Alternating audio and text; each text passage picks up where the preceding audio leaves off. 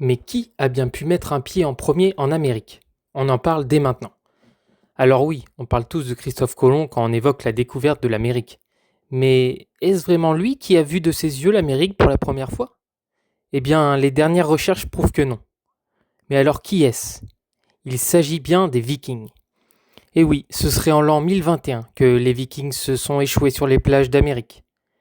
Certaines sagas vikings évoquent l'arrivée des Vikings en Amérique. Il s'agit de textes venant d'Islande, écrits 2 siècles après l'arrivée des Vikings sur le territoire.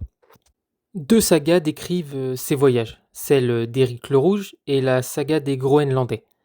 Ces sagas racontent l'histoire des Vikings provenant de la colonie du Groenland se dirigeant vers le continent américain. On retrouve dans ces sagas le nom que les Vikings auraient donné à ces territoires, qui sont aujourd'hui l'actuel Canada. On retrouve Eluland, qui veut dire pays de la pierre, Markland, pays de la forêt, et Vinland, pays du vin.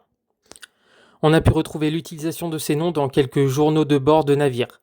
Un couple d'archéologues norvégiens a découvert de grandes infrastructures à Lansomidos, situées sur l'île de Terre-Neuve.